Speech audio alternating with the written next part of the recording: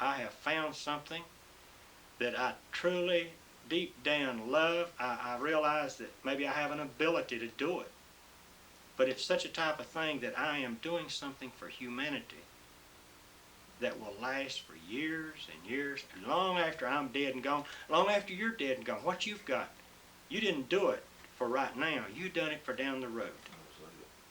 So, I guess, Jay, I don't know hardly what else to tell you. Well, there's something I wanted to ask you about. First of all, a little bit about your last trip to Mexico last spring, and then also bring in something about the young people from Mexico who you know that are here now. Okay. I think that's good because those people have contributed and are contributing to our culture here just by being here. Yeah. And so, what about the last trip to Mexico? I mean, last Well, trip. I'm going to back up a little bit. Okay. When we were doing Mexico back in the 70s, early 70s, mid 70s, late 70s, we were seeing changes there of the culture, of the lifestyle. We were seeing this progress thing, oil starting up down in the jungles, in the Isthmus of Mexico there, in that little narrow place, the Isthmus of Mexico. And we were coming back and talking to people about this, and they said, well, no big deal, no big. Nobody was paying that much attention. That's no problem. We understand that. On that last trip to Mexico in the 70s, a young Mexican went back. Now, I met him about a year or so before we went back that third trip. We've been there 4 times, the third trip. And I met him here in the Wilkesboros, and he came here to pick apples. He had swam 5 times. And the reason he kept swimming is they had to live. They were starving. Or hungry. I'm talking about Eusebio Garcia. Yeah, but what I'm talking about, you just say swimming without the people. Swam the Rio Grande. Okay. That's right. I should maybe clarify some of this. But he was swimming the Rio Grande to come north. And then he'd walk 25, 50 miles across the desert country down there. If you've never been to Texas or northern Mexico, you ought to go sometime. You won't see desert. And it's not like you see on the Sahara and the movies and stuff. This is real. And it can kill you just as quick as a river can. Sure.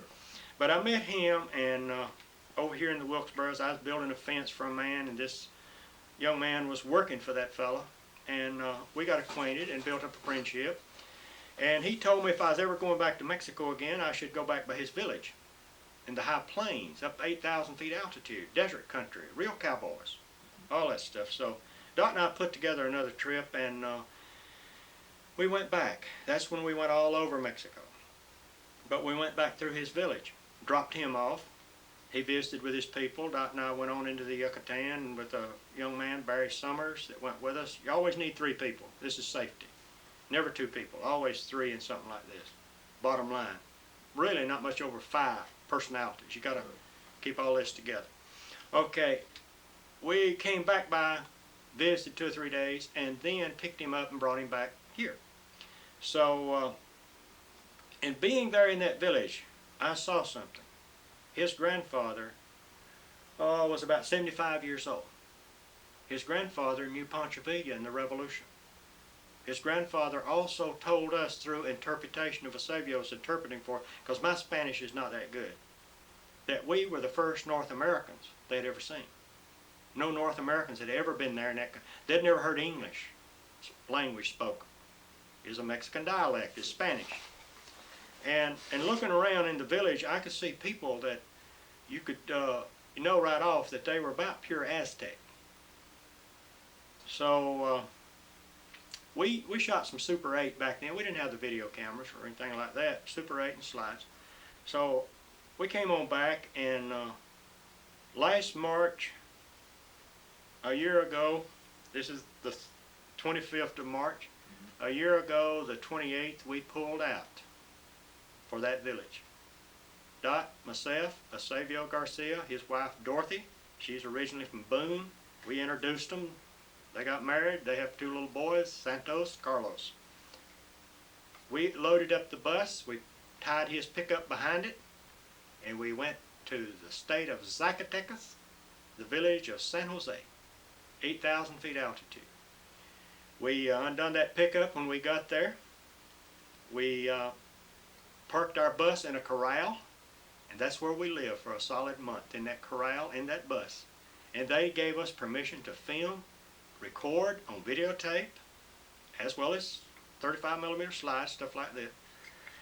And we came out with something like 17 hours. Now, their culture is starting to change. When we were there back in the late 70s, the girls all wore dresses. Now, the girls are wearing dungarees. The world is coming in. It's changing. But they are still carrying on their way of life about like they did 100, 200 years ago on some of the things, especially their ceremonies, dancing, things like this. Their way of life, everything is ornated around the family. It is a man's world. Tell it like it is. It's a man's world.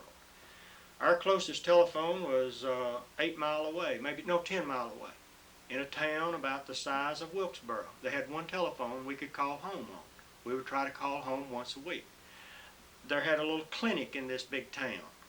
So if you got sick, real bad sick, they could help you.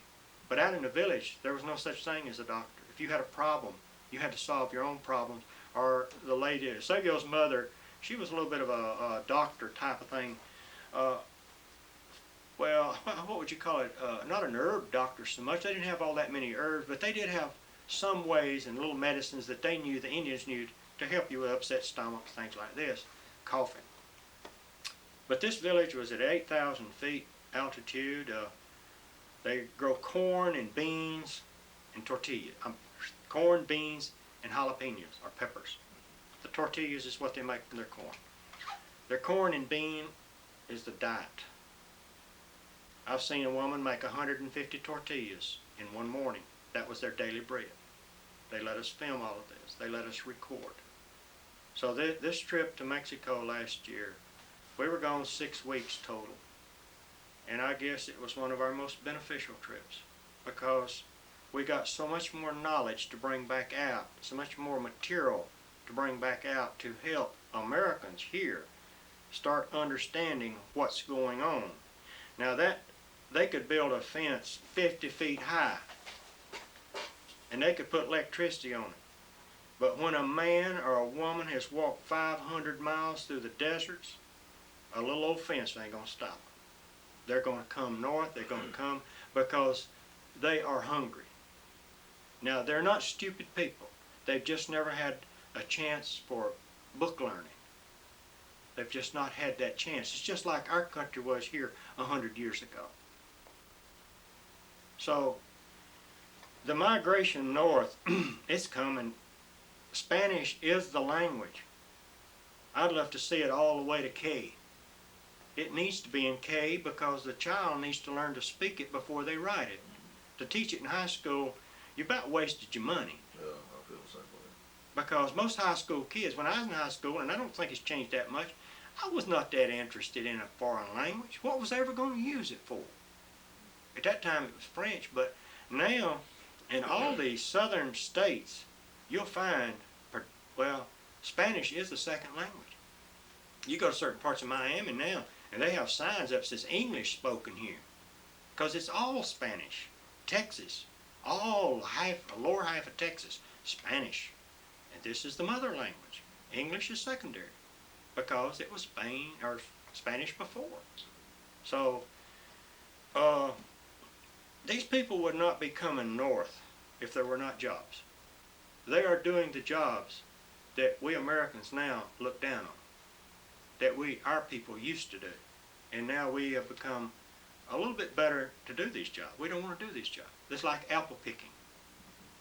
I know of a young man make $100 a day.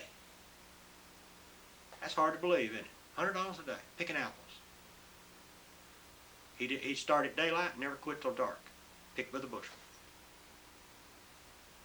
What he ate that apple. His water was that apple. Now how many Americans, I'm talking about North Americans up here, how many of us are willing to work, sleep in cars, work at minimum wage with no benefits whatsoever, and still be able to send $1,000, $2,000, $3,000 a year back to help his people down there to survive? And when I'm talking about surviving, I'm talking about basic surviving. Because when the rains don't come, the crops don't grow, and they go hungry. We know of one lady that had 18 pregnancies in that village. 11 lived. They have no birth control. It's just like our country used to be here. Back when you and I were kids, families, 8, 10, 12 kids? It was nothing uncommon. We're talking to old people now. That I know of one man that he's one of 18 children here, and his father, that was by his father's second wife. First wife had 4 children, so there we're talking 22 kids, and basically one family. But this thing of the Spanish-speaking people that are coming, it's just like what this country is. We're all Americans. We're a conglomeration from every culture in the world. So this thing of learning other people's cultures, how they live, how they exist, how they think, I'm not wanting to pry into their mind to hurt them of how they think. I'm wondering how they cope in extreme circumstances. Because I've been in the desert now. People laughed this last time I've talked with them. They said, "Man, you're a riverman. Why are you going to the desert?" I said, "Because I want to know. I want to know the other side, the 180 degree the other way. So I can know how to appreciate when you're talking about desert, the cactus." Eusebio's uncle took me on the trip that we made in the late 70s. Eusebio sent his uncle and his brother with Doc and myself and Barry, and we backpacked a 12,000 foot mountain. One mountain stands by itself out there above the village, and we backpacked that mountain. We went up and down in one day, and this uncle showed us how to live off of the desert with nothing but the cactus. Gives you your food, your substance, fiber, and everything, as well as your water. And I wondered, they never drunk much water. Their ponies, their horses were small. They're not a huge people or stature like us, and I knew because we are so easy to get food, and we consume so much food, and this helps us grow bigger and bigger. These people, they start off, when a woman quits nursing a baby, that's probably the last milk that baby will ever get. That child will never get milk again. They're not cattle like we have, milk, cows, things like that. So you can imagine what it's like for the protein. That bean is where they get their protein. That corn, making their tortillas, is where they get the rest of their substance. Now, where they can get access to sugar, you do see tooth decay. They love sweets. I mean, you give a Mexican coffee without it real sweet, he wants that coffee sweet. And I love the taste of vinegar. They do not. They're sour. So these are things that you learn, and when you're in their country, as the old German said, when you cross that border, you drop your culture, you drop your thinking of America, North America, and you start thinking like they do, quickly. The quicker you start, the better it's going to be on you. You'll survive better. For sure. And if you go into another element, you're going to have to start thinking. It's just like there's only one creature on this earth that I fear. Now, I have respect for a lot of God's creatures out here. The rattlesnake, I got a lot of respect for him. The alligators, I've got it because I've slept around them, I've been with them. They're not going to hurt you until you try to hurt them. But there's one creature I am afraid of, and that's man. I can't outthink him.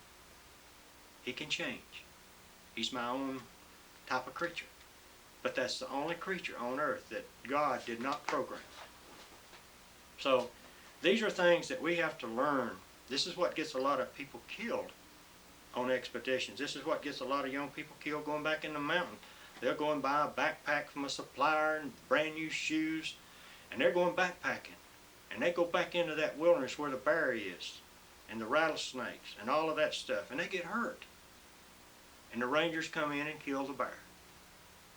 When it weren't the bear's fault to start with. It's just they're not taking time to do their homework and try to get their head together and learn about where they're going. So this is one thing that we really got down on. Before we do a trip, we would start drinking liquids at the air temperature. That's why that bus was not equipped, that big old expedition bus. It's not equipped with air conditioning.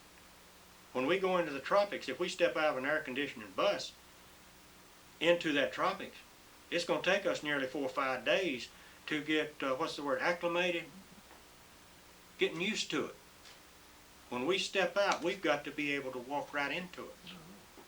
And then too, with this big bus like we've got, we don't come on like we're the rich people to where we've got the world by the tail. When we pull up, we camp wherever night finds us when we travel across country. Desert, side of the road, whatever. That's where we set up camp. We're totally self-contained. And when we leave in the morning, we don't leave nothing but our tracks. All right? The people I want to see, I've got to have this kind of equipment because I want them to talk to me. I want them, in other words, Jay, I want to bring myself up to their level. That's the bottom line. I'm never talked down to nobody. Always bring myself up to their level. Because just because he's a poor man out here and he's got a mud hut or a thatch hut and a dirt floor, that don't make him any lesser. It's just he was caught in the circumstances. Well, if you're going to him for information, actually he has something you don't have. He can survive where I will die. Because he hasn't done this. He has survived. And if I'm going to learn how to survive in his element, then I'm going to have to take myself up to his level. And this is how we look at it. Just Anyway. like that basket right behind you there. Huh? Just like the man who makes that basket. That's right. Behind you. This fish basket sitting right here behind me, that old fella, he grew up on the riverbank using it to catch fish. These old boys that they do it, they do it the right way because they cannot afford to do it the bad way. It's a waste of time to do it the bad way. So, But what do I need to ask you? Anything? well, I told you I didn't have the notes. I didn't have because I figured I wouldn't need them, and I don't think I have needed them. I seem like I've rattled on pretty bad. Well, you and I guess we're kind of mavericks, aren't we? We don't carry notes that much. It's not that big a deal. No, we know what we'd like to have from these people. In fact, that is anything they have to give that is value historically, especially as to how they have survived, how they have lived, and how they have gone about living, and how they see life. That's what I want. Well, I don't mean this to be hard-headed or kind of, I don't know how to phrase it, but I'm reluctant to talk to some people like I've talked to you, and for this. And if I hadn't known you and know where you was coming from, I wouldn't have sit down here and told you what I've just told you. I know what you want to use it for, and if it can help somebody else down the road, then that's the bottom line. If it was to be used for exploitation, I would have buttoned it off. I wouldn't even sit down here to start with. Well, I wouldn't have made a tape for you either. That's right. It's why. This is why you've got to totally trust somebody to know that they're not going to hurt you. Right. It's going to be used to benefit somebody. We're not in the entertainment business. No, this is not what this is all No, about. this is not entertainment. If they want to get entertained, well, I could entertain them by turning the boat over in the river, but I'm not interested in that either. Dot said, if you ever turn me over, I'm gonna quit cooking. Knock on wood, we've rode a lot of miles. Which does bring up one thing. I think it's perfectly obvious that you're one of the luckiest people in the world as far as your wife is concerned because she enjoys what you do. Yeah, She I'm enjoys the the most. river, she enjoys- I'm the most fortunate man on this earth. You are amazing. I've got a wife that lets her do the same thing I love to do. She's my best friend. I'd rather be with her than anybody in the world. I mean, tell it like it is, boy. You don't see that happen too much. No. And you know, she and I can sit down in the room, and she's got her book, and I've got my book, and we're just as happy as we can possibly be if we're reading, or if she likes basically the same programs I like on television or PBS, tell it like it is, or a good documentary, something I can get some value out of. And she's the same way. Our likes run so close, but yet she is totally, in one respect, an entirely different person than me. She is the quiet, easy. She doesn't have much of a chance. No, well, I guess it takes it to balance it, Jay. I always say that she's the one that holds it together. You know, in every group, especially on expeditions, you've got to have one person that can hold it together. Well, Dottie's very businesslike in many ways. Yeah, she's quiet, she sits back, she's laid back, she watches, and she's very, very intelligent for the basics. And I'm kind of hyper. I get carried away, and she kind of, you know, pulls the check rein. You know, a lot of people probably don't know what a check rein was, but back in the horsing days and everything, the big wagons, they always had one set of reins, they called it, to the horse's mouth. And boy, when they pulled that horse stopped, and that's called the check rein. Checking, boy. So I always say, well, honey, you're the one that pulls the check rein. No, when I need bottom line counseling, she's who I go to. And I never make a major decision without her knowing fully everything about it, because it's going to involve her just as much as, because Jay, when we do the expeditions, we say our goodbyes. Where we're going, there's no help from nobody except ourselves. And we say our goodbyes, not that it's the end of the world, but we realize we are going out there on the edge again. And it takes, to me, a lot of courage for a woman to set herself down in a boat and depend on somebody else to paddle that boat and get her out in and out alive. Because see, she don't paddle.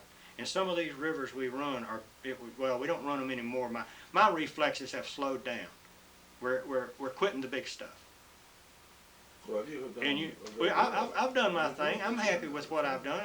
I know when to quit. Well, that's right, because you yourself, you've already said it, that you can make a lot of mistakes and survive on the river, but when you get where you don't even recognize that, the river, It'll get you. That's right. It'll kill you. Sure. And so when I die, she dies. Sure. And I cannot bring myself to try for one more, right. just for ego thing. We're not an ego. I wouldn't dare jeopardize her life. No. And no, she made the comment years and years ago. She says, now, I'll ride with you, do the cooking, all of this, if you don't turn me over. Now, she looks after our health. She is responsible for the medicine, the health department of the trips. She is the cooking, putting together of our diet to make sure we get the proper diet, high energy foods, things like this. That's her category. That's her department. Because my department is in the equipment, keeping all that equipment in line, in shape. And Jay, when we ride with people, they might not know it, but I watch them. I watch how they handle their equipment. And if they're abusive with their equipment, I just soon not be around them. Because the old German told me one other thing. He said, go through the list, when you're getting ready to do a big expedition, or anything major, where it's out there on the edge, you go through the list of your friends. I ain't talking about associates, friends. And ain't that many that are river people, or what you're getting into. You go through that list, and you pick out people that you can handle themselves. And then you go through that list and pick out the person you'll die for. Now, that sounds kind of dramatic in a way, but I'll tell you something. He says it will come to that time. If you keep doing it, it will come to that time that you may have to lay down your life for that person. And that person's going to have to lay down their life for you. No questions asked. And you ain't got all day to think about it. You're making split-second decisions. You're running on old reflexes, old habits. Because when you're out there in that big stuff and that white water, you ain't got time to think. All you're seeing is a wall of water, like maybe going down a well or coming up out of it. You're hearing a roar like a train is on top of you. And you are operating on old habits. You literally feel that river right up through that boat, right into your hiney, right on into your brain. And that goes to your hands. And your hands and your brain are the things that will keep you alive. And it's just like, it's already computed. You're going to do these things. Now, we filmed, to give you an example, we filmed a young man. He was in the river basically for the first time, and Doc was shooting it with a Super 8. And he came, we went on through this set of rapids and set up. I locked it into a rock, and she set up, and she filmed this young man coming through that set of rapids. and he had these big double blades. And he said, boy, I paddled all the way through there. I said, man, you ain't even touched that water yet. He says, what you talking about? I paddled every foot of the way through there. We run the movie back for him, and he has yet to touch that water. He'd about get to the water, and then he'd go the other side. He never did put his paddle in the water. Your mind is amazing what it can do if it's programmed. And what we do is reflexes. So Doc leaves that department of handling that boat, getting all that equipment, that's my department, and helping putting this thing together. Now we both work when we sit down and put a trip together. We work, if we're getting ready to do another, we'll work 4 or 5 months and putting this thing together because we're looking at every aspect of it. We've got to have our own back door. We've got to have some out, our safety out. We're our own safety. So that's another thing that we're trying to stress to the young people. Do not depend on the rescue squad to come get you. If you're out here on this river, there ain't no telephone on the next tree down that river, the next bush. That's like when you didn't do the filming of you falling down the mountain. I was hoping you wouldn't bring that in. It's the purpose that you brought this subject up. You think I was even mention that? Yeah, I think you should, because I think it's... Well, I exactly what should. you're saying. Tell it like it is. I mean, that's not bad. I need to be talking about this other stuff and not mention that. We was up in West Virginia back in '83, and we were up there filming video work with the big bridge jumpers going off of it. And we'd filmed all day on Saturday off and on, and on Sunday morning I got up about 4 o'clock, slid out of the tent. The weather was beautiful. I'm an early morning person by that. That's when you get your real good photography work, is that early morning. And I left Dot asleep in our tent, and I went over to the next tent stuff, and there was 4 of us couples up there, friends. I woke up this guy, or he was I heard him stirring, so I knew he's awake, and I just, in a loud whisper, I told him, I says, I'm going back to the canyon. And it's about 10 miles away. And I said, I'll be back after a while. So by myself, broke rule number 1. I did keep one rule. I told him. From then on, I broke every rule that I'd ever lived by. I drove back to that canyon by myself.